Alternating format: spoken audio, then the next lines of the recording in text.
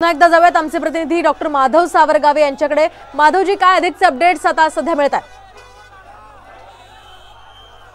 सुरू होईल आणि सभेमध्ये सगळ्या मराठ्यांच्या समोर जो आनंदाचा क्षण आहे आणि जो गुलाल आहे तो उधळला जाईल आणि ते सगळ्यांच्या समोर दिसेल।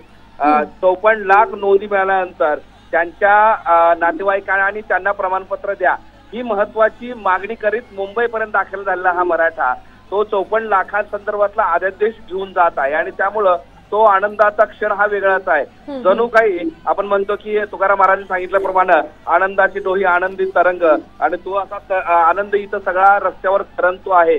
वाशीमध्ये वाशीच्या छत्रपती शिवाजी महाराज चौकामध्ये मोठ्या संख्येने मराठे जमलेले आहेत आणि इतकंच नाही तर तिकडून मुख्यमंत्र्यांच्या बाजूने आणि इकडच्या मनोज जरांगे यांच्या बाजूने आनंद व्यक्त करण्यासाठी महाराष्ट्रातला मराठा हा पुढे पुढे सरकतो आहे। मोठी तयारी करण्यात आलेली आहे। मनोज जरांगे पाटील यांनी या आंदोलनाच्या दरम्यान 13 मागण्या केल्या होत्या आणि त्याबद्दल 13 मागण्या राज्य सरकारनं पूर्ण केलेल्या आहेत आणि हे मराठ्यांसाठीचं सगळ्यात मोठं यश आहे।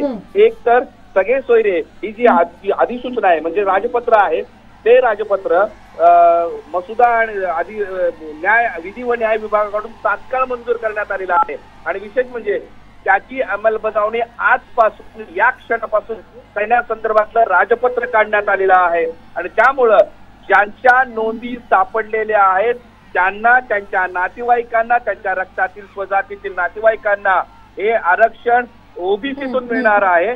म्हणजे देशभरामध्ये जे कुणबीसाठी आरक्षण आहे त्या आरक्षणाचा बेनिफिट मराठ्यांना मिळणार आहे। प्लस उरले जे मराठे असतील ज्यांच्या नातेवाईकांच्या किंवा त्यांच्या नोंदी सापडल्या त्यांना क्युरेटिव्ह पिटिशनच्या माध्यमातून आरक्षण मिळवून देऊ असं सरकारच्या वतीनं आश्वासित करण्यात आलेलं आहे आणि त्यामुळं महाराष्ट्रातील मराठ्यांचा गेल्या अनेक वर्षापासूनचा संघर्ष आज इथे कुठल्या तरी टप्प्यावर थांबलेला दिसतो आहे। जे काही प्रश्न असतील ते प्रश्न हळूहळू पुढे मार्गी लागतील असं सांगितलं जात आहे। सगळ्यात महत्वाचं म्हणजे आतापर्यंत मागच्या आठवड्यापर्यंत 54 लाख नोंदी कुणबीच्या सापडल्या होत्या। आता तो आकडा 57 लाखाच्या पुढे गेलेला आहे। मात्र मराठवाड्यात तो आकडा कमी आहे आणि मराठवाड्यामध्ये जे आंदोलन उभं राहिलं आणि सगळ्यात जास्त कुणबीचा पिचलेला मराठा म्हणून मराठवाड्यातल्या मराठ्यांची संख्या जास्त आहे त्यांच्यासाठी न्याय मिळावा म्हणून सगळ्या गोष्टी या करण्यात आलेल्या आहेत आणि त्या दृष्टीनं आतापर्यंत 37,94,000 कुणबी प्रमाणपत्राचं वाटप करण्यात आलंय असं मुख्यमंत्र्यांच्या वतीने सांगण्यात आलं, सरकारच्या वतीने सांगण्यात आलं आणि येत्या 2-4 दिवसामध्ये या सगळ्या लोकांना तातडीनं शिबिर घेऊन प्रमाणपत्र देण्यात येणार असल्याची कबुली पत्र राज्य सरकारनं दिलेलं आहे आणि त्यामुळं या आंदोलनाचं यश हे सगळ्यात मोठं मानलं जात आहे। त्यानंतर 13 मागण्यांपैकी अंतरवाली सराटीमध्ये जे घडलं 1 सप्टेंबर 2023 रोजी त्यावरून सुद्धा तिथले गुन्हे माफ करण्यासंदर्भात गृह विभागाकडून या संदर्भात विहित प्रक्रिया सुरू करण्यात आली आहे। तसे गुन्हे मागे घेण्यासंदर्भातलं निर्देश सुद्धा दिलेले आहेत। त्यासोबतच पुढचा जो मागणी होती की तालुकास्तरीय वंशावळी जुळवणं वंशावळी या महाराष्ट्रामध्ये खूप नाहीत, विशेषतः पश्चिम महाराष्ट्रामध्ये आणि विदर्भामध्ये वंशावळी मिळतात पण मराठवाड्यामध्ये ती मिळत नाहीत कारण 1947ला ज्यावेळेस भारताला स्वातंत्र्य मिळालं त्यानंतर रजाकारांचं राज्य हे मराठवाड्यामध्ये होतं आणि त्या मराठवाड्याच्या स्वातंत्र्य संग्रामाच्या काळामध्ये सगळी तहसील कार्यालय किंवा त्या काळात मोठं आंदोलन झालं होतं। त्या 1 वर्षभरामध्ये म्हणजे 17 सप्टेंबर 1948ला पुढं स्वातंत्र्य मिळालं होतं। त्या काळामध्ये सगळे तहसील मधले कागदपत्रे जळून खाक झाली होती त्यामुळे नोंदी नाहीत आणि नोंदी नसल्यामुळं त्यांची जी वंशावळी आहे ते तपासणं कठीण झालेलं आहे आणि ते तपासण्यासाठी एक वेगळा GR काढलेला आहे जो वेगवेगळ्या देवालयामध्ये आहे किंवा देवस्थान समितीकडे आहे किंवा काही अभ्यास केंद्रामध्ये आहे त्यातून ती वंशावळी मिळवायची त्याची जुळवाजुळव करायची। म्हणजे एखादा शिंदे नावाचा जर असेल तर त्याचे पाटील किंवा जाधव किंवा इतर आडनावाची नातेसंबंध कसे जुळतात याची जुळवणी करायची। त्या सगळ्या गोष्टी इथं मांडलेल्या आहेत आणि त्यानुसार हा पुढचा टप्पा आरक्षणाचा सुरू होईल अशी ही महत्वाची मागणी होती आणि ती मागणी घेऊन मराठ्यांचं हे आंदोलन सुरू होतं आणि हा सुद्धा एक महत्वाचा विजय आहे।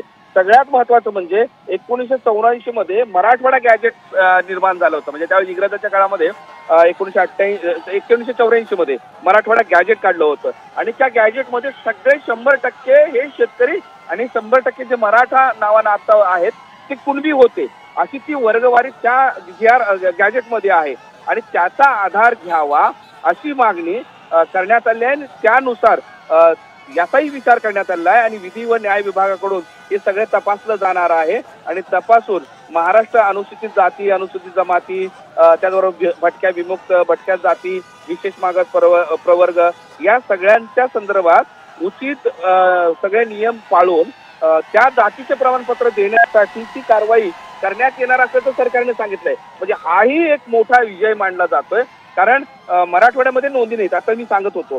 त्यानंतर दुसरा जो टप्पा आहे की आरक्षण मिळेपर्यंत सर्व शिक्षण मोफत द्या अशी मागणी होती, पण सरकारने एक गोष्ट हे केली की सर्व मराठ्यांना नाही तर मुलींना शिक्षणासंदर्भात आरक्षण द्यावं. काल मनोज जरांगे पाटील सुद्धा भाषणात म्हणाले होते की सगळं करतं सरकार, कुठंतरी एक खुट्टी मारतं. खुट्टी म्हणजे अडचण, तर ती मराठवाड्यातला शब्द आहे.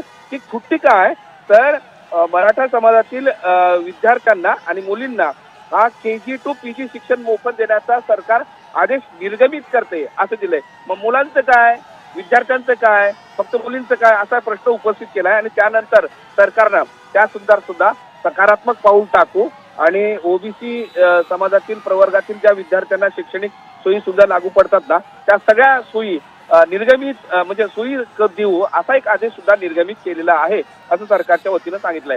आता सगळ्यात महत्वाचा कळीचा मुद्दा असा आहे की पुढची मागणी जी होती ती शिंदे समिती कायमस्वरूपी ठेवावी अशी आग्रही मागणी मनोज जरांगेची आहे. दुसरीकडे ओबीसीचे नेते आणि ओबीसी आंदोलनाचे योद्धे छगन भुजबळ असं म्हणतात की शिंदे समिती ही काय मराठा समिती आहे का, म्हणून ती शिंदे समिती रद्द करून टाका आणि मराठ्यांसाठी वेगळा जो तपासणी आहे ती तपासणी करा. पण आता राज्य सरकारनं मनोज जरांगेचं ऐकलेलं आहे आणि ते असं सांगितलेलं आहे की निवृत्त न्यायमूर्ती संदीप शिंदे यांच्या समितीला 24/1/2024 शासन निर्णयानुसार मुदतवाढ देण्यात आलेली आहे.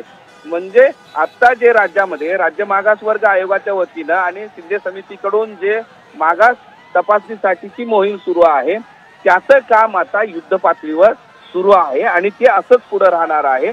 महाराष्ट्रातला मराठा आणि त्याचं मागासलेपण या सगळ्या याच्यामुळं सिद्ध होईल आणि ती सुद्धा मराठ्यांची अडचण दूर होईल असा एक विषय महत्वाचा मांडला जातो आणि तो सुद्धा एक मोठा विजय आहे.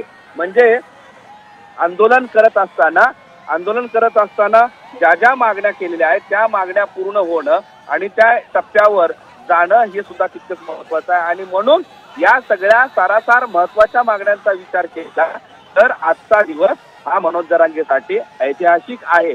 मनोज जरांगेंचं आंदोलन 1 सप्टेंबर 2023 पासून जरी महाराष्ट्राने पाहिलं असेल तर मी एक पत्रकार म्हणून गेली 10-12 वर्ष त्या माणसाचं आंदोलन पाहतोय.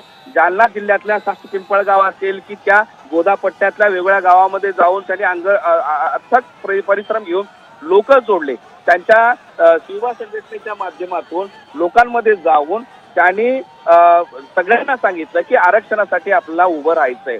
पण 1 सप्टेंबर रोजी या आंदोलनाला दिशा मिळाली, गती मिळाली आणि ती गती मुंबईपर्यंत घेऊन आली आणि गेल्या अनेक वर्षांपासूनचा जो संघर्ष सुरू होता तो संघर्ष कुठल्या तरी टप्प्यावर थांबला असं मराठ्यांना वाटतंय. आणि म्हणून आजच्या या दिवशी ही सगळी विजयाची गर्दी वाशीतल्या, नवी मुंबईतल्या म्हणजे मुंबईतल्याच, शेवटी मुंबईलाच मराठे पोहोचलेत.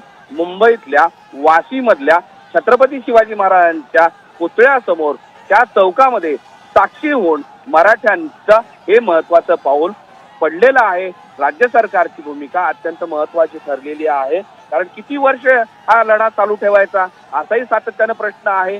कुठल्या तरी टप्प्यावर मराठा समाजाला आरक्षण देणं हे कुठल्याही सरकारला तितकंच श्रमप्राप्त आहे. कारण हा जो संताप आहे तो जर वाढत गेला तर तो महाराष्ट्रासाठी योग्य नाही. कारण बहुतांश मराठ्यांची संख्या ही महाराष्ट्रामध्ये जास्त आहे आणि अशा बहुसंख्य असलेल्या मराठ्यांना जर न्याय मिळाला नाही तर हा जो संताप आहे तो अधिक धगधगत राहील. तो धगधगत राहिला तर त्याचे परिणाम पुढच्या काळामध्ये होणार नाहीत आणि म्हणून राज्य सरकारचा हा टप्पा निर्णय महत्वाचा मानला जातोय. आता विषय ओबीसी समाजाची संताप असेल किंवा ओबीसी समाजाची नाराजी असेल हाही विषय येणार आहे. पण हे सगळं करत असताना ओबीसी समाजाला सुद्धा सोबत घेऊन त्यांना सुद्धा अन्याय होणार नाही अशा पद्धतीनं राज्य सरकारनं तो निर्णय घेतलेला आहे। म्हणजे बघा, सुरुवातीपासून सरसकट मराठ्यांना सरसकट आरक्षण द्यावं अशी मागणी होती, पण ओबीसी समाजाचा विरोध असेल किंवा ओबीसीवर अन्याय होऊ नये या भूमिकेतून राज्य सरकारने सरसकट हा विषय केला नाही। सरसकटपेक्षा कुणबी प्रमाणपत्र म्हणजे ज्या जमातीमध्ये ज्यांच्या नोंदी सापडल्या, जसं प्रमाणपत्र दिलं जातं, एससी असेल ओबीसी असेल डीएनटी ओबीसीच्या सगळ्या घटकाचं प्रमाणपत्र जसं दिलं जातं, त्याच पार्श्वभूमीवर त्याच बेसवर हा निर्णय घेण्यात आलेला आहे। त्यामुळं कुठल्याही समाजाची नाराजी इथून अधिक ओढवणार नाही। आणि हा विषय महत्वाचा म्हणजे शिक्षण आणि नोकऱ्यातलं आरक्षण, त्यामध्ये हे सगळे मराठे सहभागी होतील। ओबीसीचं जरी आंदोलन सुरू झालं तरी आंदोलन संपवण्यासाठी सुद्धा किंवा आंदोलनाला योग्य त्या मार्गावर घेण्यासाठी सुद्धा सरकारनं अगोदरच या सगळ्या मुद्द्यांचा सारासार विचार करून सगळे राजपत्र असतील, अध्यादेश असतील ते काढलेले आहेत। आणि त्यामुळं जरी आंदोलन उभं राहिलं तरी फारसा परिणाम होणार नाही असं या सगळ्या एकूण निर्णयावरून दिसत आहे।